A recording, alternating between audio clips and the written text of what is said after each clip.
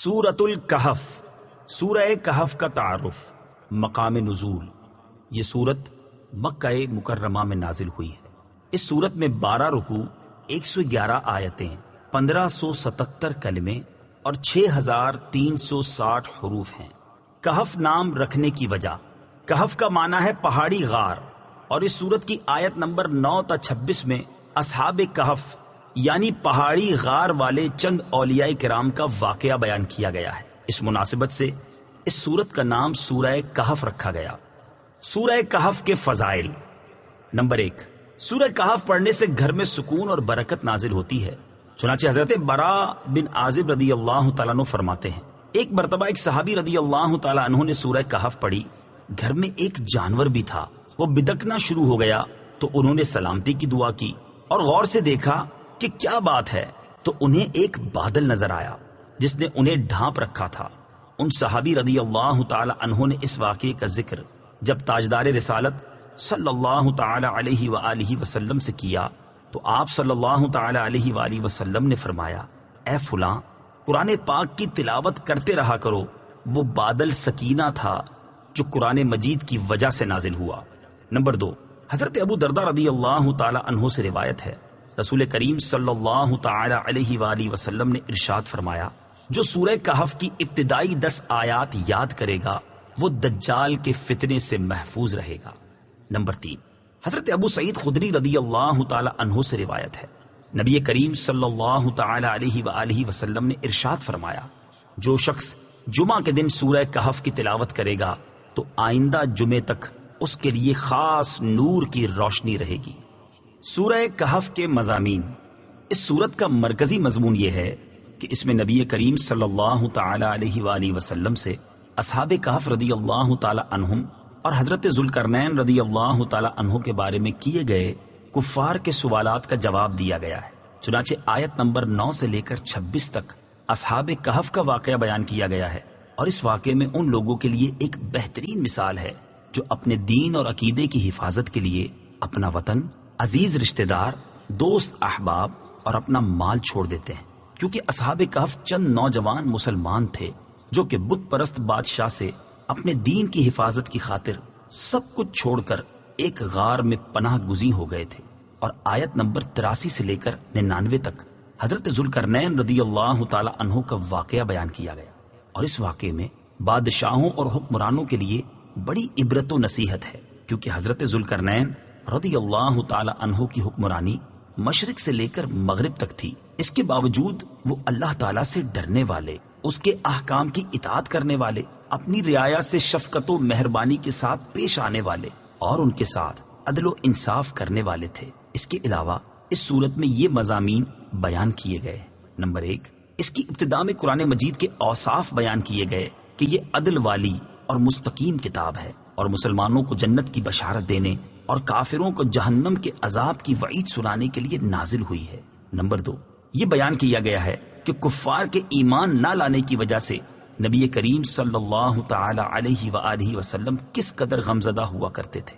Number 3، اصحاب کہف کا واقعہ بیان کر کے حق ظاہر کرنے کے بعد کفار کی سرزنش کی گئی اور وہ عذاب بیان کیا گیا جو ان کے لیے تیار کیا گیا ہے۔ نمبر 4، ایمان لانے والے اور نیک اعمال کرنے والے مسلمانوں کی جزا جنت اور اس کی نعمتوں کو بیان کیا گیا ہے۔ نمبر 5، ایک امیر آدمی جو کہ متکبر اور کافر تھا اور ایک غریب آدمی جو کہ مومن تھا، ان کا واقعہ بیان کیا گیا تاکہ مسلمان اپنی تنگ دستی کی وجہ سے پریشان نہ ہوں اور کافر اپنی دولت کی وجہ سے دھوکے میں نہ پڑے۔ نمبر 6، دنیاوی زندگی کی ایک مثال بیان کی گئی۔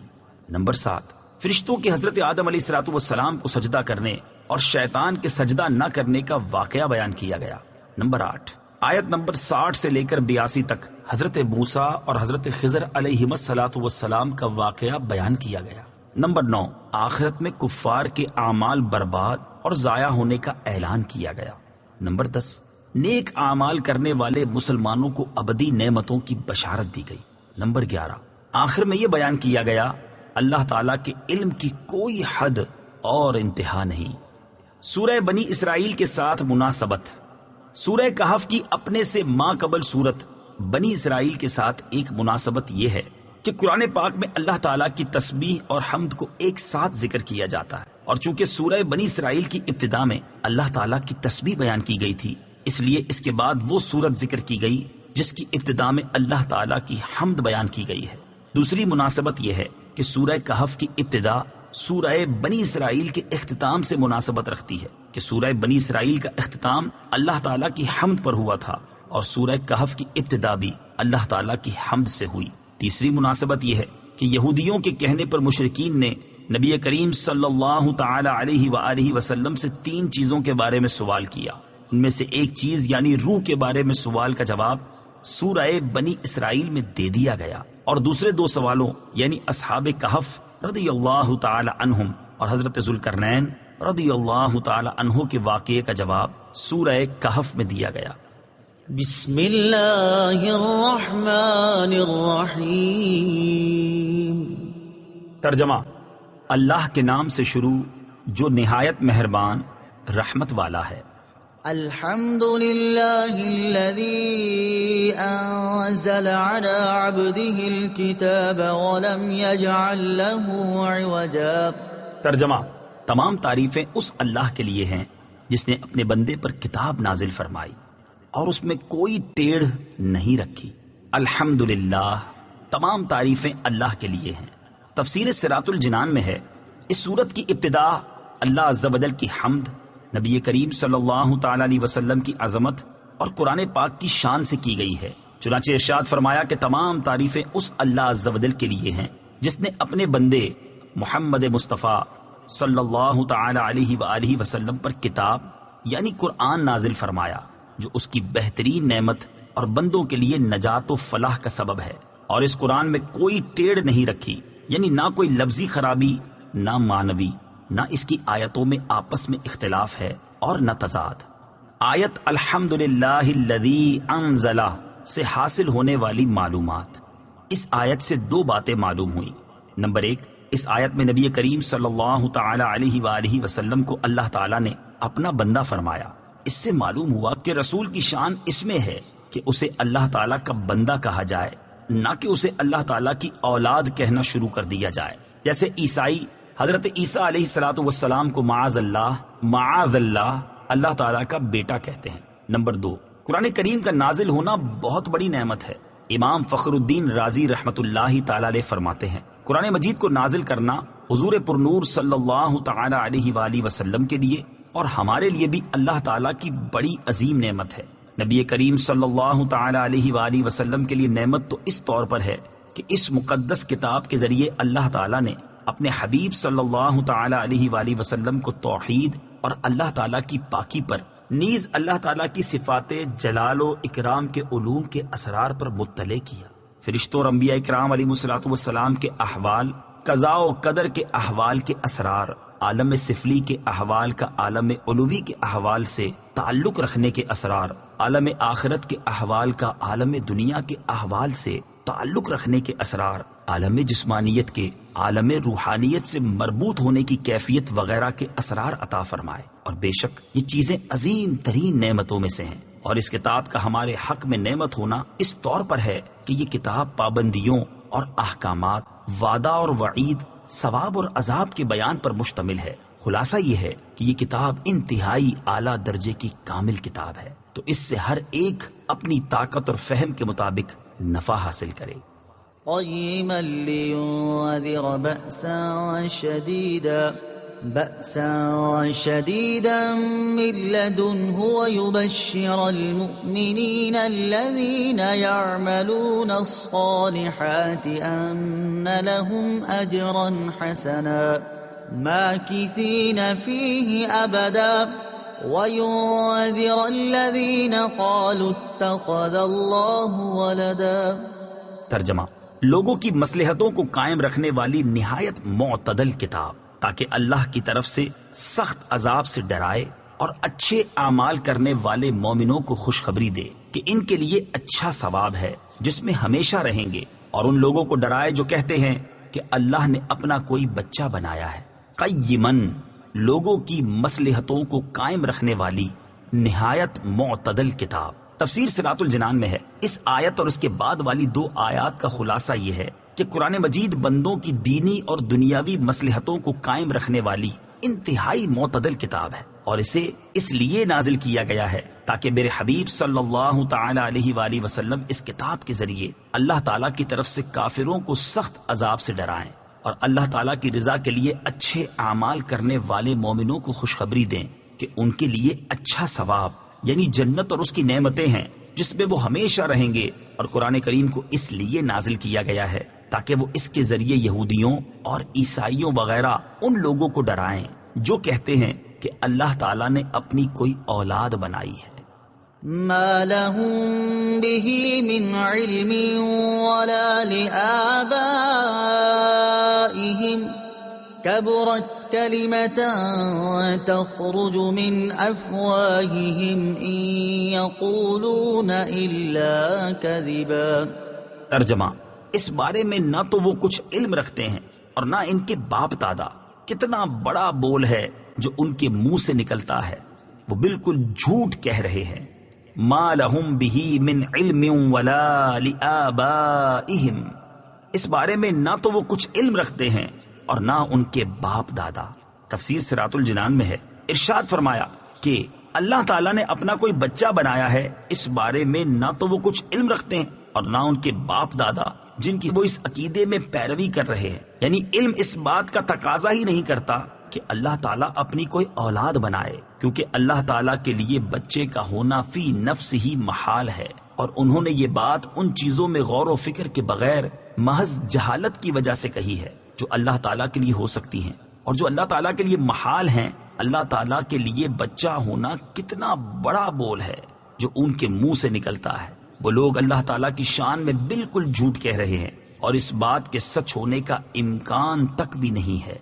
فَلَعَلَّكَ بَاخِعٌ نَفْسَكَ عَلَىٰ آثَارِهِمْ إِن لَّمْ يُؤْمِنُوا بِهَٰذَا الْحَدِيثِ أَسَفًا۔ ترجمہ، اگر وہ اس بات پر ایمان نہ لائیں تو ہو سکتا ہے کہ تم ان کے پیچھے غم کے مارے اپنی جان کو ختم کر دو۔ عَلَىٰ آثَارِهِمْ، ان کے پیچھے۔ تفسیر صراط الجنان میں ہے، نبی کریم صلی اللہ تعالی علیہ وآلہ وسلم چونکہ کفار کے ایمان نہ لانے پر نہایت رنجیدہ رہتے تھے اور اس کے لیے بہت زیادہ کوشش کرتے تھے، اس پر اس آیت میں نبی کریم صلی اللہ تعالی علیہ وآلہ وسلم کے قلب مبارک کی تسلی فرمائی گئی ہے کہ آپ ان بے ایمانوں کے ایمان سے محروم رہنے پر اس قدر رنج و غم نہ کیجیے اور اپنی جان پاک کو اس غم سے ہلاکت میں نہ ڈالیے کہ وہ قرآن پاک پر ایمان نہیں لاتے۔ تاجدار رسالت صلی اللہ تعالی علیہ وسلم کا جذبہ تبلیغ۔ اس طرح کی آیات سے نبی کریم صلی اللہ تعالی علیہ وآلہ وسلم کے جذبہ تبلیغ امت پر رحمت و شفقت کی انتہا اور رسالت کے حقوق کو انتہائی اعلیٰ طریقے سے ادا کرنے کا بھی پتہ چلتا ہے کہ وہ لوگ جن کا حضور پر نور صلی اللہ تعالی علیہ وآلہ وسلم کے ساتھ طرز عمل یہ تھا کہ وہ آپ صلی اللہ تعالی علیہ وآلہ وسلم کو کاہن، ساحر، شاعر، مجنون کہتے، آپ صلی اللہ تعالی علیہ وآلہ وسلم کے پیچھے شریر لڑکوں کے غول لگا دیتے جو پھبتیاں کستے، گالیاں دیتے، اور یہ دیوانہ ہے کا شور مچا کر پتھر پھینکتے، راستوں میں کانٹے بچھاتے، جسم مبارک پر نجاست ڈالتے، دھکے دیتے، مقدس اور نازک گردن میں چادر کا پھندا ڈال کر گلا گھونٹنے کی کوشش کرتے۔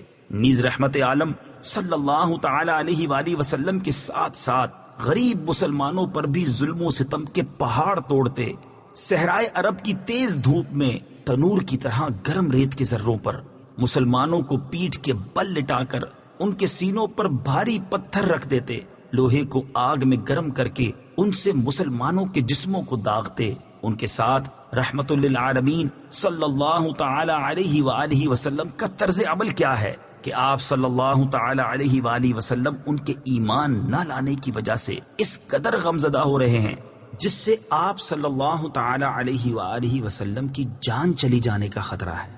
سید المرسلین صلی اللہ تعالی علیہ وآلہ وسلم کی سیرت مبارکہ کے اس روشن باب کو سامنے رکھتے ہوئے ہر مسلمان کو چاہیے کہ وہ اپنی حالت پر غور کرے کہ کیا فی زمانہ مسلمانوں کی بے راہ روی، اسلامی احکام پر عمل سے دوری یہودیوں، عیسائیوں اور دیگر کافروں کے طور طریقے اور رسم و رواج کی پیروی اور مسلمانوں میں پھیلی فحاشی و عریانی دیکھ کر اس نے ان کی اصلاح کی کتنی کوشش کی، اور ان کے یہ حالات دیکھ کر اسے کتنا دکھ، افسوس اور رنج و غم ہوا۔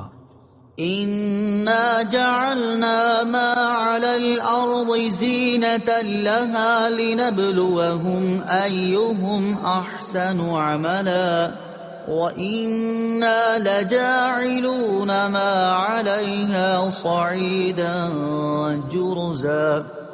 ترجمہ: بے شک ہم نے زمین پر موجود چیزوں کو زمین کے لیے زینت بنایا تاکہ ہم انہیں آزمائیں کہ ان میں عمل کے اعتبار سے کون اچھا ہے، اور بے شک جو کچھ زمین پر ہے ہم اسے خشک میدان بنا دیں گے۔ زینت لہا، زمین کے لیے زینت۔ تفسیر صراط الجنان میں ہے، آیت میں فرمایا گیا کہ ہم نے زمین پر موجود چیزوں کو زمین کے لیے زینت بنایا ہے، خواہ وہ حیوان ہو یا نباتات یا معدنیات یا نہریں اور دریا وغیرہ، اور ان چیزوں کو پیدا کرنے کا مقصد یہ ہے کہ ہم لوگوں کو آزمائیں کہ ان میں عمل کے اعتبار سے کون اچھا ہے اور کون زہد و تقوی اختیار کرتا ہے اور محرمات و ممنوعات سے بچتا ہے۔ صعیدن جرزا، خشک میدان۔ تفسیر صراط الجنان میں ہے، اس آیت میں دنیا کی ناپائیداری اور قابل فنا ہونے کو بیان فرمایا ہے کہ جو کچھ زمین پر ہے قیامت کے دن وہ سب کا سب خشک میدان کی طرح بنا دیا جائے گا، جس پر کوئی رونق نہیں ہوگی، اور زمین کو اس کے آباد ہونے کے بعد ویران کر دیا جائے گا، اور حیوانات، نباتات اور اس کے علاوہ جو بھی چیزیں اس کے لیے باعث زینت تھیں ان میں سے کچھ بھی باقی نہ رہے گا، لہٰذا ایسی فانی چیز سے کیا دل لگانا۔ دنیا کی محبت کم کرنے کا عمدہ طریقہ، دنیا کی محبت دور کرنے کا سب سے عمدہ طریقہ یہی ہے کہ اس کی فنائیت میں غور کیا جائے۔ آدمی جتنا اس میں غور کرتا جاتا ہے اتنی ہی دنیا کی محبت اس کے دل سے کم ہوتی جاتی ہے۔ دنیا کی محبت کم کرنے کے لیے امام غزالی رحمت اللہ تعالی علیہ کے کلام سے اسی آیت سے متعلقہ کچھ کلام پیش کیا جاتا ہے۔ چنانچہ آپ رحمت اللہ تعالی علیہ فرماتے ہیں، جو شخص دنیا میں آتا ہے اس کی مثال ایسی ہے جیسے کسی میزبان کے پاس کوئی مہمان ہو، اور اس میزبان کی یہ عادت ہو کہ ہمیشہ مہمانوں کے لیے مکان آراستہ رکھتا ہو، لہٰذا اس نے مہمانوں کو یکے بعد دیگرے بلا کر ان کے سامنے انتہائی خوبصورت برتنوں میں عمدہ ڈشیں سجائیں، چاندی کی انگیٹھیوں میں عود اور اگربتیاں سلگائیں، کمروں میں اعلیٰ قسم کا اسپرے کروایا تاکہ مہمانوں کے دماغ معطر رہیں اور خوب فرحت و سکون پائیں۔ عقل مند مہمان ان جملہ لوازمات سے خوب لطف اندوز ہوتا ہے اور رخصت کے وقت اپنے اعزاز و اکرام کی بنا پر میزبان کا شکریہ ادا کرتا ہے، لیکن بے وقوف مہمان اس بدگمانی کا شکار ہو جاتا ہے کہ میزبان نے یہ جتنا اہتمام کیا ہے اور یہ سبھی اشیاء اسے دینے ہی کے لیے سجائی ہیں تاکہ رخصت کے وقت انہیں اپنے ساتھ لے جائے، وہ اسی میں پڑا رہتا ہے کہ رخصت کے وقت اس کے سامنے سے تمام چیزوں کو اٹھا لیا جاتا ہے۔ جب خالی ہاتھ پلٹتا ہے تو بڑا کبیدہ خاطر، رنجیدہ اور نادم ہوتا ہے، بلکہ روتا ہے کہ ہائے میرے ساتھ کیا ہوا۔ یوں ہی یہ دنیا مہمان خانہ ہے، اس کے سامان آرائش و زیبائش کو دیکھ کر الجھ نہیں جانا چاہیے، کہیں ایسا نہ ہو کہ اس کی حرص، طمع اور لالچ میں گرفتار ہو جائیں اور موت کا وقت سر پر آن پہنچے، پھر سوائے پچھتاوے کے کچھ ہاتھ نہ آئے گا۔ دنیا کو تو کیا جانے، یہ بس کی گانٹھ ہے ہر رافع، صورت دیکھو ظالم کی تو کیسی بھولی بھالی ہے، شہد دکھائے، زہر پلائے، قاتل ڈائن شوہر کش، اس مردار پہ کیا للچایا، دنیا دیکھی بھالی ہے۔ ام حسبت ان اصحاب الكهف والرقيم كانوا من آياتنا عجبا اذ اوى الفتية الى الكهف فقالوا ربنا آتنا من لدنك رحمة وهيئ لنا من امرنا رشدا۔ ترجمہ: کیا تمہیں معلوم ہوا کہ پہاڑی، غار اور جنگل کے کنارے والے وہ ہماری نشانیوں میں سے ایک عجیب نشانی تھے؟ جب ان نوجوانوں نے ایک غار میں پناہ لی پھر کہنے لگے، اے ہمارے رب، ہمیں اپنے پاس سے رحمت عطا فرما اور ہمارے لیے ہمارے معاملے میں ہدایت کے اسباب مہیا فرما۔ ام حسبتا، کیا تمہیں معلوم ہوا؟ تفسیر صراط الجنان میں ہے، یہاں سے اصحاب کہف کا واقعہ شروع ہوتا ہے اور اسے اللہ عز و جل نے اپنی عجیب و غریب نشانیوں میں سے ایک نشانی قرار دیا، کیونکہ اس واقعے میں بہت سی نصیحتیں اور حکمتیں ہیں۔ حضرت عبداللہ بن عباس رضی اللہ تعالی عنہما نے فرمایا کہ رقیم اس وادی کا نام ہے جس میں اصحاب کہف ہیں. اذ اول فتیۃ الی الکہف، جب ان نوجوانوں نے غار میں پناہ لی. تفسیر صراط الجنان میں ہے، ارشاد فرمایا کہ جب ان نوجوانوں نے اپنی کافر قوم سے اپنا ایمان بچانے کے لیے ایک غار میں پناہ لی اور اللہ عز و جل کی بارگاہ میں دعا کی، اے ہمارے رب عز و جل ہمیں اپنے پاس سے رحمت عطا فرما اور ہدایت و نصرت اور رزق و مغفرت اور دشمنوں سے امن عطا فرما اور ہمارے لیے ہمارے معاملے میں ہدایت کے اسباب مہیا فرما. اصحاب کہف کے متعلق قوی ترین قول یہ ہے کہ وہ 7 حضرات تھے. اگرچہ ان کے ناموں میں کسی قدر اختلاف ہے، لیکن حضرت عبداللہ ابن عباس رضی اللہ تعالی عنہما کی روایت پر جو خازن میں ہے ان کے نام یہ ہیں: مکس لمینا، یملیخا، مرتونس، بنونس، ساری نونس، ذنوانس، کشفیت تنونس، اور ان کے کتے کا نام کتمیر ہے. اصحاب کہف کے ناموں کی برکت. اصحاب کہف کے نام بڑے بابرکت ہیں اور اکابر بزرگان دین نے ان کے فوائد و خواص بیان کیے ہیں. چنانچہ فرماتے ہیں کہ اگر یہ اسماء لکھ کر دروازے پر لگا دیے جائیں تو مکان جلنے سے محفوظ رہتا ہے، سرمایہ پر رکھ دیے جائیں تو چوری نہیں ہوتا، کشتی یا جہاز ان کی برکت سے غرق نہیں ہوتا، بھاگا ہوا شخص ان کی برکت سے واپس آ جاتا ہے، کہیں آگ لگی ہو اور یہ اسماء کپڑے میں لپیٹ کر ڈال دیے جائیں تو وہ بجھ جاتی ہے، بچے کے رونے، باری کے بخار، درد سر، السبیان یعنی خاص قسم کے دماغی جھٹکے اور دورے، خشکی و تری کے سفر میں جان و مال کی حفاظت، عقل کی تیزی اور قیدیوں کی آزادی کے لیے یہ اسماء لکھ کر تعویذ کی طرح بازو میں باندھے جائیں. اصحاب کہف کا واقعہ.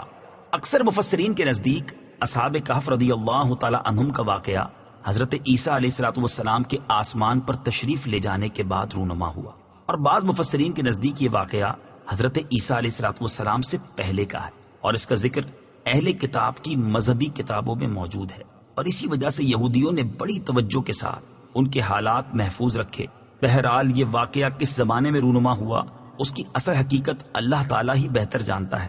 البتہ ہم یہاں معتبر مفسرین کی طرف سے بیان کردہ اس واقعے کی بعض تفصیلات کا خلاصہ ذکر کرتے ہیں. چنانچہ مفسرین کے بیان کے مطابق اصحاب کہف افسوس نامی ایک شہر کے شرفاء و معززین میں سے ایماندار لوگ تھے. ان کے زمانے میں دقیانوس نامی ایک بڑا جابر بادشاہ تھا جو لوگوں کو بت پرستی پر مجبور کرتا اور جو شخص بھی بت پرستی پر راضی نہ ہوتا اسے قتل کر ڈالتا تھا. دقیانوس بادشاہ کے جبر و ظلم سے اپنا ایمان بچانے کے لیے اصحاب کہف بھاگے اور قریب کے پہاڑ میں غار کے اندر پناہ گزی ہوئے، وہاں سو گئے اور 300 برس سے زیادہ عرصے تک اسی حال میں رہے. بادشاہ کو جستجو سے معلوم ہوا کہ وہ ایک غار کے اندر ہیں تو اس نے حکم دیا کہ غار کو ایک سنگین دیوار کھینچ کر بند کر دیا جائے تاکہ وہ اس میں مر کر رہ جائیں اور وہ ان کی قبر ہو جائے. یہی ان کی سزا ہے. حکومتی عملے میں سے یہ کام جس کے سپرد کیا گیا وہ نیک آدمی تھا. اس نے ان اصحاب کے نام، تعداد اور پورا واقعہ رانگ کی تختی پر کندہ کرا کر تانبے کے صندوق میں دیوار کی بنیاد کے اندر محفوظ کر دیا. اور یہ بھی بیان کیا گیا ہے کہ اسی طرح کی ایک تختی شاہی خزانے میں بھی محفوظ کرا دی گئی. کچھ عرصہ بعد دقیانوس ہلاک ہوا، زمانے گزرے، سلطنتیں بدلی، یہاں تک کہ ایک نیک بادشاہ فرما روا ہوا جس کا نام بیدروس تھا، اور اس نے 68 سال حکومت کی. اس کے دور حکومت میں ملک میں فرقہ بندی پیدا ہوئی اور بعض لوگ مرنے کے بعد اٹھنے اور قیامت آنے کے منکر ہو گئے. بادشاہ ایک تنہا مکان میں بند ہو گیا اور اس نے گریہ وزاری سے بارگاہ الہی میں دعا کی کہ یا رب عز و جل کوئی ایسی نشانی ظاہر فرما جس سے مخلوق کو مردوں کے اٹھنے اور قیامت آنے کا یقین حاصل ہو جائے. اسی زمانے میں ایک شخص نے اپنی بکریوں کے لیے آرام کی جگہ حاصل کرنے کے واسطے اسی غار کو تجویز کیا اور کچھ لوگوں کے ساتھ مل کر دیوار کو گرا دیا.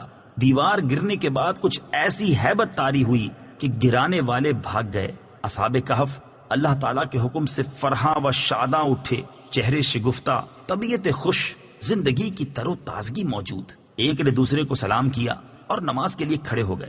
نماز سے فارغ ہو کر یملیخا سے کہا کہ آپ جائیے اور بازار سے کچھ کھانے کو بھی لائیے اور یہ بھی خبر لائیے کہ دقیانوس بادشاہ کا ہم لوگوں کے بارے میں کیا ارادہ ہے. وہ بازار گئے تو انہوں نے شہر پناہ کے دروازے پر اسلامی علامت دیکھی اور وہاں نئے نئے لوگ پائے. یہ دیکھ کر انہیں تعجب ہوا کہ یہ کیا معاملہ ہے. کل تک تو کوئی شخص اپنا ایمان ظاہر نہیں کر سکتا تھا جبکہ آج اسلامی علامتیں شہر پناہ پر ظاہر ہیں۔ پھر کچھ دیر بعد آپ تندور والے کی دکان پر گئے اور کھانا خریدنے کے لیے اسے دکیا نوسی سکے کا روپیہ دیا، جس کا رواج صدیوں سے ختم ہو گیا تھا اور اسے دیکھنے والا بھی کوئی باقی نہ رہا تھا۔ بازار والوں نے خیال کیا کہ کوئی پرانا خزانہ ان کے ہاتھ آ گیا ہے، چنانچہ وہ انہیں پکڑ کر حاکم کے پاس لے گئے۔ وہ نیک شخص تھا، اس نے بھی ان سے دریافت کیا کہ خزانہ کہاں ہے۔ انہوں نے کہا خزانہ کہیں نہیں ہے، یہ روپیہ ہمارا اپنا ہے۔ حاکم نے کہا یہ بات کسی طرح قابل یقین نہیں، کیونکہ اس میں جو سال لکھا ہوا ہے وہ 300 برس سے زیادہ کا ہے، اور آپ نوجوان ہیں، ہم لوگ بوڑھے ہیں، ہم نے تو کبھی یہ سکہ دیکھا ہی نہیں۔ آپ نے فرمایا میں جو دریافت کروں وہ ٹھیک ٹھیک بتاؤ تو عقدہ حل ہو جائے گا۔ یہ بتاؤ کہ دقیانوس بادشاہ کس حال و خیال میں ہے؟ حاکم نے کہا آج روئے زمین پر اس نام کا کوئی بادشاہ نہیں، سینکڑوں برس پہلے ایک بے ایمان بادشاہ اس نام کا گزرا ہے۔ آپ نے فرمایا کل ہی تو ہم اس کے خوف سے جان بچا کر بھاگے ہیں، اور میرے ساتھی قریب کے پہاڑ میں غار کے اندر پناہ گزین ہے، چلو میں تمہیں ان سے ملا دوں۔ حاکم اور شہر کے سردار اور ایک کثیر مخلوق ان کے ہمراہ غار کے کنارے پہنچ گئے۔ اصحاب کہف یملیخا کے انتظار میں تھے۔ جب انہوں نے کثیر لوگوں کے آنے کی آواز سنی تو سمجھے کہ یملیخا پکڑے گئے اور دقیانوسی فوج ہماری جستجو میں آ رہی ہے، چنانچہ وہ اللہ عز و جل کی حمد میں مشغول ہو گئے۔ اتنے میں شہر کے لوگ پہنچ گئے اور یملیخا نے بقیہ حضرات کو تمام قصہ سنایا۔ ان حضرات نے سمجھ لیا کہ ہم اللہ تعالیٰ کے حکم سے اتنا طویل زمانہ سوئے رہے اور اب اس لیے اٹھائے گئے ہیں کہ لوگوں کے لیے موت کے بعد زندہ کیے جانے کی دلیل اور نشانی بنے۔ جب حاکم شہر غار کے کنارے پہنچا تو اس نے تانبے کا صندوق دیکھا، اس کو کھلوایا تو تختی برآمد ہوئی۔ اس تختی میں ان اصحاب کے اسماء اور ان کے کتے کا نام لکھا تھا۔ یہ بھی لکھا تھا کہ یہ جماعت اپنے دین کی حفاظت کے لیے دقیانوس کے ڈر سے اس غار میں پناہ گزین ہوئی۔ دقیانوس نے خبر پا کر ایک دیوار سے انہیں غار میں بند کر دینے کا حکم دیا۔ ہم یہ حال اس لیے لکھتے ہیں تاکہ جب کبھی یہ غار کھلے تو لوگ ان کے حال پر مطلع ہو جائیں۔ یہ تختی پڑھ کر سب کو تعجب ہوا اور لوگ اللہ عز و جل کی حمد و ثنا بجا لائے کہ اس نے ایسی نشانی ظاہر فرما دی جس سے موت کے بعد اٹھنے کا یقین حاصل ہوتا ہے۔ حاکم شہر نے اپنے بادشاہ بیدروس کو واقعے کی اطلاع دی، چنانچہ بادشاہ بھی بقیہ معززین اور سرداروں کو لے کر حاضر ہوا اور شکر الہی کا سجدہ بجا لایا کہ اللہ تعالیٰ نے اس کی دعا قبول کی۔ اصحاب کہف نے بادشاہ سے معانقہ کیا اور فرمایا ہم تمہیں اللہ عز و جل کے سپرد کرتے ہیں، والسلام علیکہ ورحمۃ اللہ وبرکاتہ، اللہ تعالیٰ تیری اور تیرے ملک کی حفاظت فرمائے اور جن و انس کے شر سے بچائے۔ بادشاہ کھڑا ہی تھا کہ وہ حضرات اپنے خوابگاہوں کی طرف واپس ہو کر مصروف خواب ہوئے اور اللہ تعالیٰ نے انہیں وفات دے دی۔ بادشاہ نے سال کے صندوق میں ان کے اجساد کو محفوظ کیا اور اللہ تعالیٰ نے روب سے ان کی حفاظت فرمائی کہ کسی کی مجال نہیں کہ وہاں پہنچ سکے۔ بادشاہ نے سر غار مسجد بنانے کا حکم دیا اور ایک خوشی کا دن معین کر دیا کہ ہر سال لوگ عید کی طرح وہاں آیا کریں۔ اس سے معلوم ہوا کہ صالحین میں عرس کا معمول قدیم سے ہے۔ فضربنا على آذانهم في الكهف سنين عددا ثم بعثناهم لنعلم أي الحزبين أحصى لما لبثوا أمدا۔ ترجمہ، تو ہم نے اس غار میں ان کے کانوں پر گنتی کے کئی سال پردہ لگا رکھا، پھر ہم نے انہیں جگایا تاکہ دیکھیں کہ دو گروہوں میں سے کون ان کے ٹھہرنے کی مدت زیادہ درست بتاتا ہے۔ سنین عددا، گنتی کے کئی سال۔ تفسیر صراط الجنان میں ہے، ارشاد فرمایا کہ جب وہ غار میں لیٹے تو ہم نے اس غار میں ان کے کانوں پر گنتی کے کئی سال تک پردہ لگا رکھا، یعنی انہیں ایسی نیند سلا دیا کہ کوئی آواز بیدار نہ کر سکے۔ اولیاء کی کرامات برحق ہیں۔ اس آیت سے معلوم ہوا کہ کرامات اولیاء برحق ہیں۔ اصحاب کہف بنی اسرائیل کے اولیاء ہیں، ان کا کھائے پیے بغیر اتنی مدت زندہ رہنا کرامت ہے۔ یہ بھی معلوم ہوا کہ کرامت ولی سے سوتے میں بھی صادر ہو سکتی ہے، اور اسی طرح بعد موت بھی ان کے جسموں کو مٹی کا نہ کھانا، یہ بھی کرامت اولیاء میں سے ہے۔ نیز یہ بھی معلوم ہوا کہ یہ ضروری نہیں کہ ولی اپنے اختیار سے کرامت ظاہر کرے اور اسے علم بھی ہو، بلکہ بعض اوقات بغیر ولی کے اختیار کے اور بغیر اس کے علم کے بھی کرامت ظاہر ہوتی ہے، جیسے اصحاب کہف کے واقعے میں ہوا۔ ثم بعثناہم، پھر ہم نے انہیں جگایا۔ تفسیر صراط الجنان میں ہے، ارشاد فرمایا کہ پھر ہم نے اصحاب کہف کو 309 سال کی نیند کے بعد جگایا تاکہ دیکھیں کہ ان کے سونے کی مدت کے بارے میں اختلاف کرنے والے دو گروہوں میں سے کون ان کے ٹھہرنے کی مدت زیادہ درست بتاتا ہے۔ نحن نقص عليك نبأهم بالحق إنهم فتية آمنوا بربهم وزدناهم هدى وربطنا على قلوبهم إذ قاموا فقالوا ربنا رب السماوات والأرض لن ندعو من دونه إلها لقد قلنا إذا شططا هؤلاء قومنا اتخذوا من دونه آلهة لولا يأتون عليهم بسلطان بين فمن أظلم ممن افترى على الله كذبا وَإِذِ اعْتَزَلْتُمُوهُمْ وَمَا يَعْبُدُونَ إِلَّا اللَّهَ فَأْوُوا إِلَى الْكَهْفِ يَنشُرْ لَكُمْ رَبُّكُمْ مِنْ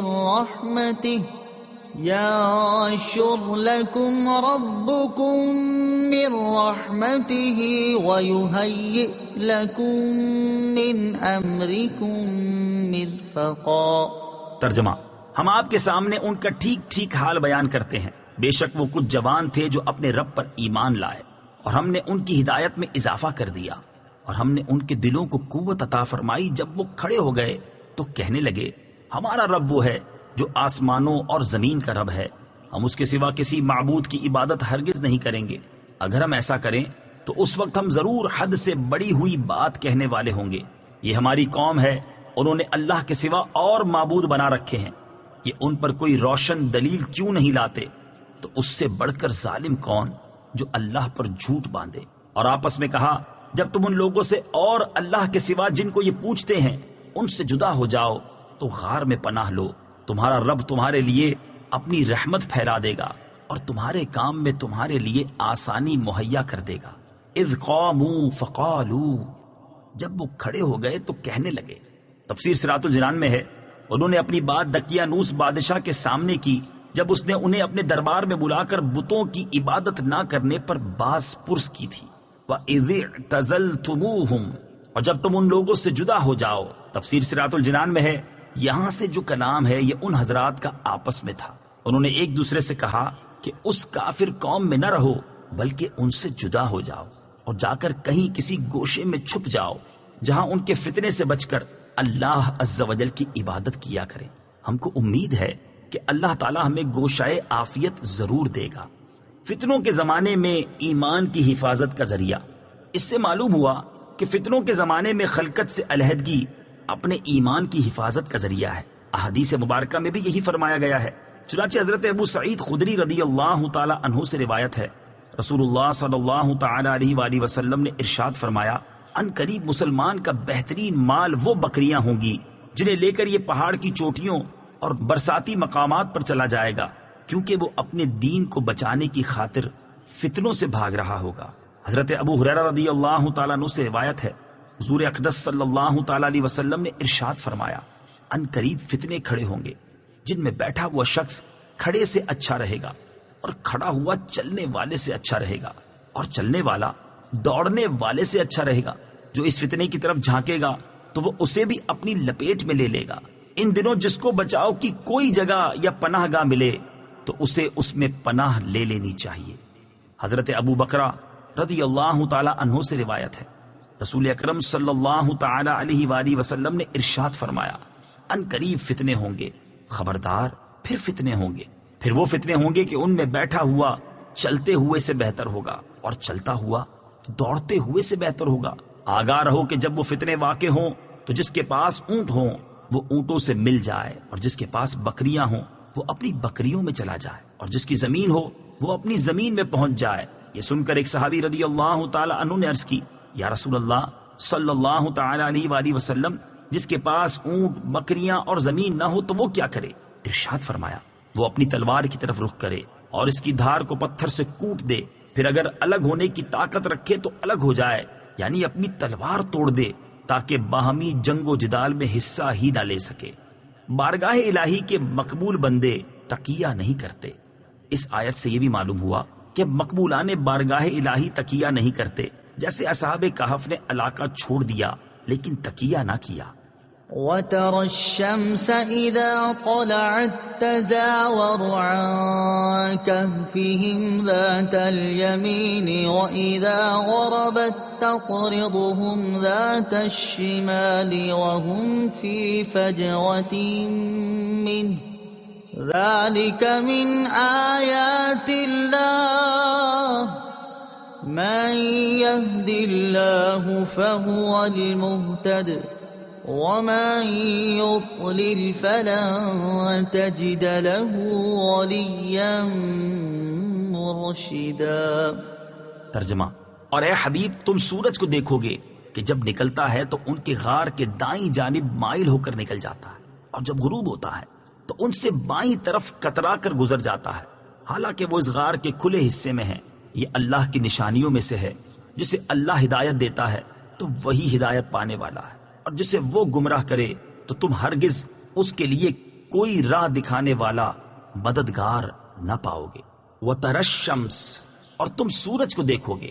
تفسیر صراط الجنان میں ہے، آیت میں فرمایا گیا کہ سورج اصحاب کہف کے دائیں اور بائیں ہو کر گزرتا ہے، یعنی ان پر تمام دن سایہ رہتا ہے، اور طلوع سے غروب تک کسی وقت بھی دھوپ کی گرمی انہیں نہیں پہنچتی۔ مفتی احمد یار خان نعیمی رحمت اللہ تعالی فرماتے ہیں کہ ان کا غار جنوب رخ میں واقع ہوا ہے کہ سورج نکلتے وقت بائیں اور غروب کے وقت داہنے ہو جاتا ہے، اور ان پر کسی وقت دھوپ نہیں پہنچتی۔ یہی تفسیر زیادہ قوی ہے۔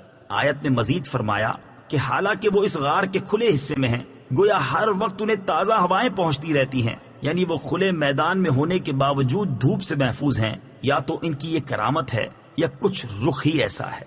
وَتَحْسَبُهُمْ أَيْقَاظًا وَهُمْ رُقُودٌ وَنُقَلِّبُهُمْ ذَاتَ الْيَمِينِ وَذَاتَ الشِّمَالِ وَكَلْبُهُمْ بَاسِطٌ ذِرَاعَيْهِ بِالْوَصِيدِ لَوِ اطَّلَعْتَ عَلَيْهِمْ لَوَلَّيْتَ مِنْهُمْ فِرَارًا وَلَمُلِئْتَ مِنْهُمْ رُعْبًا۔ ترجمہ: اور تم انہیں جاگتے ہوئے خیال کرو گے حالانکہ وہ سو رہے ہیں، اور ہم ان کی دائیں اور بائیں کروٹ بدلتے رہتے ہیں، اور ان کا کتا غار کی چوکھٹ پر اپنی کلائیاں پھیلائے ہوئے ہے۔ اے سننے والے، اگر تو انہیں جھانک کر دیکھ لے تو ان سے پیٹھ پھیر کر بھاگ جائے اور ان کی ہیبت سے بھر جائے۔ وَتَحْسَبُهُمْ أَيْقَاظًا، اور تم انہیں جاگتے ہوئے خیال کرو گے۔ تفسیر صراط الجنان میں ہے، اس آیت کا مفہوم یہ ہے کہ اگر تم انہیں دیکھو تو تم انہیں جاگتے ہوئے خیال کرو گے، کیونکہ ان کی آنکھیں کھلی ہیں حالانکہ وہ سو رہے ہیں، اور ہم سال میں ایک مرتبہ 10 محرم شریف کو ان کی دائیں اور بائیں کروٹ بدلتے رہتے ہیں تاکہ ایک ہی طرح لیٹے رہنے سے ان کے بدن کو نقصان نہ پہنچے، اور ان کا کتا غار کی چوکھٹ پر اپنی کلائیاں پھیلائے ہوئے ہے، اور وہ بھی ان کے ساتھ کروٹ بدلتا ہے، یعنی جب اصحاب کہف کروٹ بدلتے ہیں تو وہ بھی کروٹ بدلتا ہے۔ کتے کے ضرر سے محفوظ رہنے کا وظیفہ۔ تفسیر ثعلبی میں ہے کہ جو کوئی ان کلمات وَكَلْبُهُمْ بَاسِطٌ ذِرَاعَيْهِ بِالْوَصِيدِ کو لکھ کر اپنے ساتھ رکھے تو کتے کے ضرر سے امن میں رہے گا۔ اللہ تعالیٰ کے نیک بندوں سے محبت کی برکت۔ ابو فضل جوہری نے کہا، بے شک جس نے نیک لوگوں سے محبت کی وہ ان کی برکتیں پائے گا۔ ایک کتے نے نیک بندوں سے محبت کی اور ان کی صحبت میں رہا تو اللہ تعالیٰ نے اس کا ذکر اپنی پاک کتاب میں فرمایا۔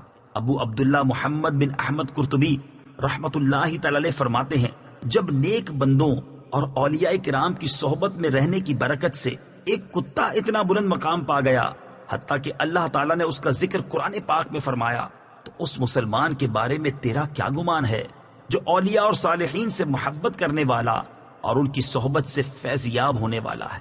بلکہ اس آیت میں ان مسلمانوں کے لیے تسلی ہے جو کسی بلند مقام پر فائز نہیں، یعنی ان کے لیے تسلی ہے کہ وہ اپنی اس محبت و عقیدت کی وجہ سے اللہ تعالیٰ کی بارگاہ میں سرخرو ہوں گے۔ حضرت انس رضی اللہ تعالی عنہ فرماتے ہیں، ایک شخص نے بارگاہ رسالت صلی اللہ تعالی علیہ وآلہ وسلم میں حاضر ہو کر عرض کی، یا رسول اللہ صلی اللہ تعالی علیہ وآلہ وسلم، قیامت کب قائم ہوگی؟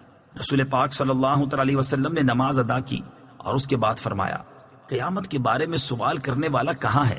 اس شخص نے عرض کی، یا رسول اللہ صلی اللہ تعالی علیہ وآلہ وسلم، میں ہوں۔ ارشاد فرمایا، تم نے اس کی کیا تیاری کی ہے؟ عرض کی، میرے پاس بہت زیادہ نمازیں اور روزے تو نہیں ہیں، البتہ میں اللہ تعالیٰ اور اس کے رسول صلی اللہ تعالی علیہ وآلہ وسلم سے محبت کرتا ہوں۔ حضور اقدس صلی اللہ تعالی علیہ وآلہ وسلم نے ارشاد فرمایا، مرد اسی کے ساتھ ہوگا جس سے وہ محبت کرتا ہے، اور اے شخص تم ان کے ساتھ ہوگے جن سے محبت کرتے ہو۔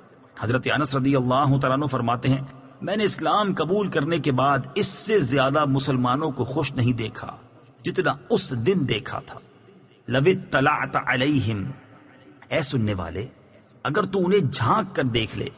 تفسیر صراط الجنان میں ہے، آیت میں مزید فرمایا کہ اے سننے والے اگر تو انہیں جھانک کر دیکھ لے تو ان سے پیٹھ پھیر کر بھاگ جائے اور ان کی ہیبت سے بھر جائے، یعنی اللہ تعالیٰ نے ایسی ہیبت سے ان کی حفاظت فرمائی ہے کہ ان تک کوئی جا نہیں سکتا۔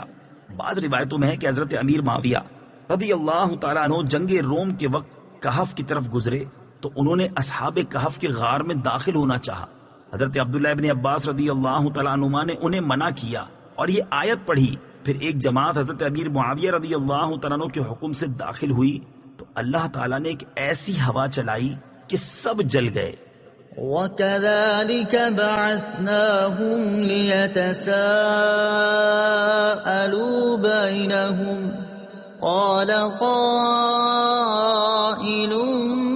مِّنْهُمْ كَمْ لَبِثْتُمْ قَالُوا لَبِثْنَا يَوْمًا أَوْ بَعْضَ يَوْمٍ قَالُوا رَبُّكُمْ أَعْلَمُ بِمَا لَبِثْتُمْ فَابْعَثُوا أَحَدَكُمْ بِوَرِقِكُمْ هَٰذِهِ إِلَى الْمَدِينَةِ فَلْيَنظُرْ أَيُّهَا أَزْكَىٰ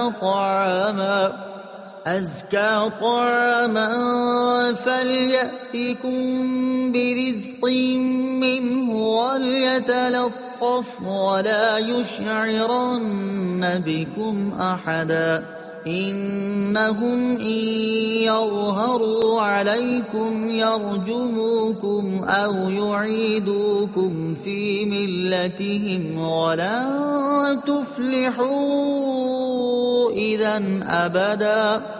ترجمہ، اور ویسا ہی ہم نے انہیں جگایا تاکہ آپس میں ایک دوسرے سے حالات پوچھیں۔ ان میں سے ایک کہنے والے نے کہا، تم یہاں کتنی دیر رہے ہو؟ چند افراد نے کہا کہ ہم ایک دن رہے ہیں یا ایک دن سے کچھ کم وقت۔ دوسروں نے کہا، تمہارا رب خوب جانتا ہے جتنا تم ٹھہرے ہو، تو اپنے میں سے ایک کو یہ چاندی دے کر شہر کی طرف بھیجو تاکہ وہ دیکھیں کہ وہاں کون سا کھانا زیادہ عمدہ ہے، پھر تمہارے پاس اسی میں سے کوئی کھانا لے آئے، اور اسے چاہیے کہ نرمی سے کام لے اور ہرگز کسی کو تمہاری اطلاع نہ دے۔ بے شک اگر انہوں نے تمہیں جان لیا تو تمہیں پتھر ماریں گے یا تمہیں اپنے دین میں پھیر لیں گے، اور اگر ایسا ہوا تو پھر تم کبھی بھی فلاح نہ پاؤ گے۔ وَكَذَلِكَ بَعَثْنَاهُمْ، اور یوں ہی ہم نے انہیں جگایا۔ تفسیر صراط الجنان میں ہے، یہاں سے اب بقیہ واقعے کی تفصیل بیان کی گئی ہے۔ تفسیرات کی روشنی میں آیت کا خلاصہ یوں ہے کہ فرمایا، جیسا ہم نے انہیں سلایا ویسا ہی ایک مدت دراز کے بعد ہم نے انہیں جگایا تاکہ آپس میں ایک دوسرے سے حالات پوچھیں اور اللہ تعالیٰ کی قدرت عظیمہ دیکھ کر ان کا یقین زیادہ ہو اور وہ اس کی نعمتوں کا شکر ادا کریں۔ چنانچہ جب وہ بیدار ہوئے تو ان میں سے کہنے والے یعنی مکسل مینا جو ان میں سب سے بڑے اور ان کے سردار تھے کہنے لگے، تم یہاں کتنی دیر رہے ہو؟ چند افراد نے کہا کہ ہم یہاں ایک دن رہے ہیں یا ایک دن سے کچھ کم وقت، کیونکہ وہ غار میں طلوع آفتاب کے وقت داخل ہوئے تھے، اور جب اٹھے تو آفتاب قریب غروب تھا۔ اس سے انہوں نے گمان کیا کہ یہ وہی دن ہے۔ بقیہ لوگوں نے کہا، تمہارا رب خوب جانتا ہے جتنا تم ٹھہرے ہو کہ تھوڑا عرصہ ہوا ہے یا زیادہ، تو اپنے میں سے ایک کو یہ چاندی دے کر شہر کی طرف بھیجو تاکہ وہ جا کر دیکھے کہ وہاں کون سا کھانا زیادہ عمدہ ہے، جس میں حرمت کا کوئی شبہ نہ ہو، پھر وہی کھانا لے آئے، اور جانے والے کو چاہیے کہ آنے جانے میں نرمی سے کام لے، اور ہرگز کسی کو تمہاری اطلاع نہ دے۔ اصحاب کہف اپنے ساتھ دقیانوسی سکے لے کر گئے تھے، اور سوتے وقت انہیں اپنے سرہانے رکھ لیا تھا۔ اس سے معلوم ہوا کہ مسافر کو خرچ ساتھ میں رکھنا طریقہ توکل کے خلاف نہیں ہے۔ اسباب ساتھ رکھے اور بھروسہ اللہ عز و جل پر رکھے۔ انہم ان یظہروا علیکم، بے شک اگر انہوں نے تمہیں جان لیا۔ تفسیر صراط الجنان میں ہے، اصحاب کہف نے آپس میں کہا کہ اگر انہوں نے تمہیں جان لیا تو تمہیں پتھر ماریں گے اور بری طرح قتل کریں گے، یہ جبر و ستم سے تمہیں اپنے دین میں پھیر لیں گے، اور اگر ایسا ہوا تو پھر تم کبھی بھی فلاح نہ پاؤ گے۔ وَكَذَلِكَ أَعْثَرْنَا عَلَيْهِمْ لِيَعْلَمُوا أَنَّ وَعْدَ اللَّهِ حَقٌّ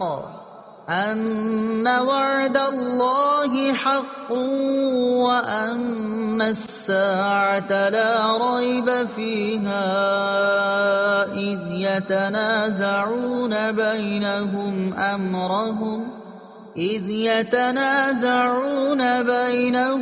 أَمْرَهُمْ فَقَالُوا ابْنُوا عَلَيْهِم بُنْيَانًا رَبُّهُمْ أَعْلَمُ بِهِمْ قَالَ الَّذِينَ غَلَبُوا عَلَىٰ أَمْرِهِمْ لَنَتَّخِذَنَّ عَلَيْهِم مَّسْجِدًا۔ ترجمہ: اور اسی طرح ہم نے ان پر مطلع کر دیا تاکہ لوگ جان لیں کہ اللہ کا وعدہ سچا ہے، اور یہ کہ قیامت میں کچھ شبہ نہیں۔ جب وہ لوگ ان کے معاملے میں باہم جھگڑنے لگے تو کہنے لگے، ان کے غار پر کوئی عمارت بنا دو، ان کا رب انہیں خوب جانتا ہے۔ جو لوگ اپنے اس کام میں غالب رہے تھے انہوں نے کہا، ہم ضرور ان کے قریب ایک مسجد بنائیں گے۔ وَكَذَلِكَ، اور اسی طرح۔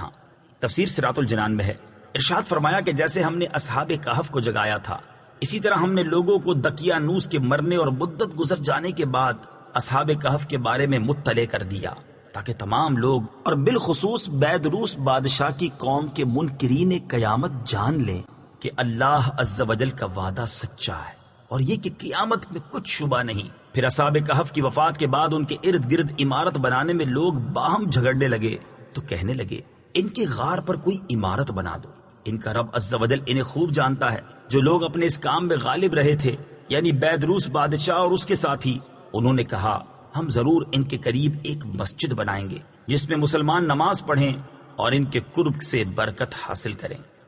بزرگوں کے مزارات کے قریب مسجدیں بنانا جائز ہے۔ اس سے معلوم ہوا کہ بزرگوں کے مزارات کے قریب مسجدیں بنانا اہل ایمان کا قدیم طریقہ ہے، اور قرآن کریم میں اس کا ذکر فرمانا اور اس کو منع نہ کرنا اس فعل کے درست ہونے کی قوی ترین دلیل ہے۔ اس سے یہ بھی معلوم ہوا کہ بزرگوں کے قرب میں برکت حاصل ہوتی ہے، اسی لیے اہل اللہ کے مزارات پر لوگ حصول برکت کے لیے جایا کرتے ہیں۔ قبروں کی زیارت سنت اور موجب ثواب ہے۔ سَيَقُولُونَ ثَلَاثَةٌ رَّابِعُهُمْ كَلْبُهُمْ وَيَقُولُونَ خَمْسَةٌ وَسَادِسُهُمْ كَلْبُهُمْ رَجْمًا بِالْغَيْبِ وَيَقُولُونَ سَبْعَةٌ وَثَامِنُهُمْ كَلْبُهُمْ قُل رَّبِّي أَعْلَمُ بِعِدَّتِهِم مَّا يَعْلَمُهُمْ إِلَّا قَلِيلٌ فَلَا تُمَارِ فِيهِمْ إِلَّا مِرَاءً ظَاهِرًا وَلَا تَسْتَفْتِ فِيهِم مِّنْهُمْ أَحَدًا۔ ترجمہ: اب لوگ کہیں گے کہ وہ 3 ہیں جبکہ چوتھا ان کا کتا ہے، اور کچھ کہیں گے وہ 5 ہیں اور چھٹا ان کا کتا، یہ سب بغیر دیکھے اندازے ہیں، اور کچھ کہیں گے وہ 7 ہیں اور 8واں ان کا کتا ہے۔ تم فرماؤ میرا رب ان کی تعداد خوب جانتا ہے، انہیں بہت تھوڑے لوگ جانتے ہیں، تو ان کے بارے میں بحث نہ کرو مگر اتنی ہی جتنی ظاہر ہو چکی ہے، اور ان کے بارے میں ان میں سے کسی سے کچھ نہ پوچھو۔ سیقولون، اب لوگ کہیں گے۔ تفسیر صراط الجنان میں ہے، واقعہ کے آخر میں ان کی تعداد کے متعلق لوگوں کے اختلاف کا بیان فرمایا اور اس کا حل بھی ارشاد فرما دیا، اور وہی حل ہر اس مسئلے کا ہے جو اہم نہ ہو اور جس کے جاننے سے کوئی خاص فائدہ نہ ہو۔ چنانچہ فرمایا کہ اب لوگ کہیں گے یعنی عیسائی، جیسا کہ ان میں سید نامی آدمی نے کہا وہ 3 ہیں جبکہ چوتھا ان کا کتا ہے، اور عاقب نامی آدمی نے کہا وہ 5 ہیں اور چھٹا ان کا کتا ہے۔ یہ سب بغیر دیکھے اندازے ہیں، یعنی یہ دونوں اندازے غلط ہیں، وہ نہ 3 ہیں نہ 5، اور کچھ کہیں گے وہ 7 ہیں اور 8واں ان کا کتا ہے، اور یہ کہنے والے مسلمان ہیں۔ اللہ تعالیٰ نے ان کے قول کو ثابت رکھا کیونکہ انہوں نے جو کچھ کہا وہ رسول کریم صلی اللہ تعالی علیہ وآلہ وسلم سے علم حاصل کر کے کہا۔ تم فرماؤ میرا رب ان کی تعداد خوب جانتا ہے، کیونکہ تمام جہانوں کی تمام تفصیلات اور گزشتہ و آئندہ کی کائنات کا علم اللہ عز و جل ہی کو ہے، یا جس کو وہ عطا فرمائے۔ مزید فرمایا کہ اصحاب کہف کی تعداد کو بہت تھوڑے لوگ جانتے ہیں۔ حضرت عبداللہ ابن عباس رضی اللہ تعالی عنہما نے فرمایا کہ میں انہی قلیل میں سے ہوں جن کا آیت میں استثناء فرمایا۔ آیت کے آخر میں مزید فرمایا کہ ان کے بارے میں اہل کتاب سے بحث نہ کرو مگر اتنی ہی جتنی ظاہر ہو چکی ہے، اور ان کے بارے میں ان میں سے کسی سے کچھ نہ پوچھو۔ وَلَا تَقُولَنَّ لِشَيْءٍ إِنِّي فَاعِلٌ ذَلِكَ غَدًا إِلَّا أَن يَشَاءَ اللَّهُ وَاذْكُر رَّبَّكَ إِذَا نَسِيتَ وَقُلْ عَسَىٰ أَن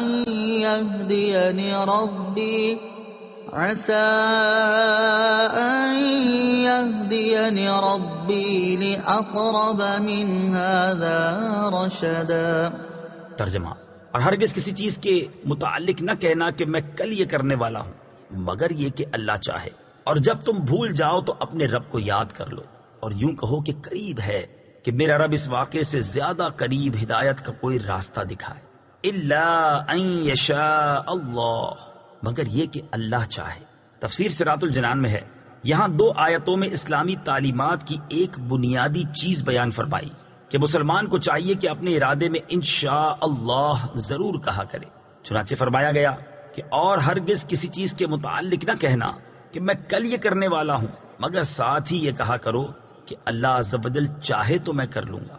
مراد یہ ہے کہ جب کسی کام کا ارادہ ہو تو یہ کہنا چاہیے کہ انشاء اللہ ایسا کروں گا، بغیر انشاء اللہ کے نہ کہے۔ اس آیت کا شان نزول یہ ہے کہ اہل مکہ نے رسول کریم صلی اللہ تعالی علیہ وآلہ وسلم سے جب روح، اصحاب کہف اور حضرت ذوالقرنین کے بارے میں دریافت کیا تھا تو حضور اقدس صلی اللہ تعالی علیہ وآلہ وسلم نے فرمایا کہ کل بتاؤں گا، اور انشاء اللہ نہیں فرمایا تھا، تو کئی روز وحی نہیں آئی۔ پھر یہ آیت نازل ہوئی، وَاذْكُرْ رَبَّكَ إِذَا نَسِيتَ، اور جب تم بھول جاؤ تو اپنے رب کو یاد کر لو۔ تفسیر صراط الجنان میں ہے، حضرت عبداللہ ابن عباس رضی اللہ تعالی عنہما فرماتے ہیں اس کا معنی یہ ہے کہ اگر انشاء اللہ کہنا یاد نہ رہے تو جب یاد آئے کہہ لو۔ یاد آنے کی مدت کے بارے میں حضرت عبداللہ ابن عباس رضی اللہ تعالی عنہما فرماتے ہیں کہ اگرچہ 1 سال بعد یاد آئے، اور امام حسن بصری رضی اللہ تعالیٰ عنہ نے فرمایا ہے کہ جب تک اس مجلس میں رہے انشاء اللہ کہہ لے۔ اس آیت کے معنی سے متعلق تفسیروں میں کئی قول مذکور ہیں، ان میں سے ایک یہ بھی ہے کہ آیت کا معنی یہ ہے اگر کسی نماز کو بھول گیا تو یاد آتے ہی ادا کر لے۔ نماز کے بارے میں حضرت انس رضی اللہ تعالی عنہ سے روایت ہے، نبی کریم صلی اللہ تعالی علیہ وآلہ وسلم نے ارشاد فرمایا جو نماز پڑھنا بھول جائے تو اسے چاہیے کہ جب یاد آئے اس وقت نماز پڑھ لے، اس کا یہی کفارہ ہے۔ وَقُلْ عَسَىٰ، اور یوں کہو کہ قریب ہے۔ تفسیر صراط الجنان میں ہے، ارشاد فرمایا یوں کہو کہ قریب ہے کہ میرا رب میری نبوت پر دلائل کے لیے اصحاب کہف کے اس واقعے سے زیادہ قریب ہدایت کا کوئی راستہ دکھائے، یعنی ایسے معجزات عطا فرمائے جو میری نبوت پر اس سے بھی زیادہ ظاہر دلالت کریں، جیسے کہ انبیاء سابقین کے احوال کا بیان اور غیوب کا علم اور قیامت تک پیش آنے والے واقعات کا بیان اور چاند کا 2 ٹکڑے ہونا اور حیوانات کا حضور اقدس صلی اللہ تعالی علیہ وآلہ وسلم کی رسالت کی گواہی دینا وغیرہ۔ وَلَبِثُوا فِي كَهْفِهِمْ 300 سِنِينَ وَازْدَادُوا 9 قُلِ اللَّهُ أَعْلَمُ بِمَا لَبِثُوا لَهُ غَيْبُ السَّمَاوَاتِ وَالْأَرْضِ أَبْصِرْ بِهِ وَأَسْمِعْ ما لهم من دونه من ولي ولا يشرك في حكمه أحدا۔ ترجمہ، اور وہ اپنے غار میں 300 سال ٹھہرے اور 9 سال زیادہ۔ تم فرماؤ اللہ خوب جانتا ہے، وہ جتنا ٹھہرے۔ آسمانوں اور زمین کے سب غیب اسی کے لیے ہیں، وہ کتنا دیکھنے والا اور سننے والا ہے۔ ان کے لیے اس کے سوا کوئی مددگار نہیں، اور وہ اپنے حکم میں کسی کو شریک نہیں کرتا۔ قل، تم فرماؤ، تفسیر صراط الجنان میں ہے، اصحاب کہف کے قیام کی مدت بیان کرنے کے بعد ارشاد فرمایا کہ اگر لوگ اس مدت میں جھگڑا کریں تو اللہ عز و جل ہی کا فرمانا برحق ہے، لہذا تم ان سے کہہ دو کہ اللہ عز و جل خوب جانتا ہے کہ وہ لوگ کتنا ٹھہرے تھے، خواہ وہ ان کے غار میں سونے والی مدت ہو یا تب سے لے کر اب تک کی مدت ہو۔ بہرحال اللہ تعالیٰ ہی بہتر جانتا ہے، کیونکہ آسمانوں اور زمین کے سب غیبوں کا علم اسی کو ہے، کوئی ظاہر اور کوئی باطن اس سے چھپا نہیں۔ اس حصے کا شان نزول یہ ہے کہ نجران کے نصرانیوں نے کہا تھا کہ 300 برس تک ٹھیک ہیں، اور 9 کی زیادتی کیسی ہے اس کا ہمیں علم نہیں۔ اس پر یہ آیت کریمہ نازل ہوئی۔ وَاتْلُ مَا أُوحِيَ إِلَيْكَ مِن كِتَابِ رَبِّكَ لَا مُبَدِّلَ لِكَلِمَاتِهِ وَلَن تَجِدَ مِن دُونِهِ مُلْتَحَدًا۔ ترجمہ، اور اپنے رب کی کتاب سے اس وحی کی تلاوت کرو جو آپ کی طرف بھیجی گئی ہے، اس کی باتوں کو کوئی بدلنے والا نہیں، اور تم ہرگز اس کے سوا کوئی پناہ نہ پاؤ گے۔ وَاتْلُو، اور تلاوت کر۔ تفسیر صراط الجنان میں ہے، جب اللہ تعالیٰ نے اصحاب کہف کے واقعے پر مشتمل آیات نازل فرما دی تو اس آیت میں اپنے حبیب صلی اللہ تعالی علیہ وآلہ وسلم کو حکم دیا کہ آپ قرآن پاک کی تلاوت کرتے رہیں اور کفار کی ان باتوں کی پرواہ نہ کریں کہ آپ اس کے علاوہ کوئی اور قرآن لے آئیں یا اسے تبدیل کر دیں۔ اللہ عز و جل کی باتوں کو بدلنے پر کوئی قادر نہیں۔ قرآن مجید کی تلاوت کرنی چاہیے اگرچہ سمجھ میں نہ آئے۔ اس آیت مبارکہ میں تلاوت کا بیان اصحاب کہف کے واقعے کے اختتام کے طور پر ہے، لیکن قرآن پاک کے عمومی الفاظ کا اعتبار کرتے ہوئے یہ بھی معلوم ہوتا ہے کہ مطلقاً بھی قرآن پاک کی تلاوت کرنی چاہیے، سمجھ میں آئے یا نہ آئے۔ وَاصْبِرْ نَفْسَكَ مَعَ الَّذِينَ يَدْعُونَ رَبَّهُم بِالْغَدَاةِ وَالْعَشِيِّ يُرِيدُونَ وَجْهَهُ وَلَا تَعْدُ عَيْنَاكَ عَنْهُمْ تريد زينة الحياة الدنيا ولا تطع من أغفلنا قلبه عن ذكرنا واتبع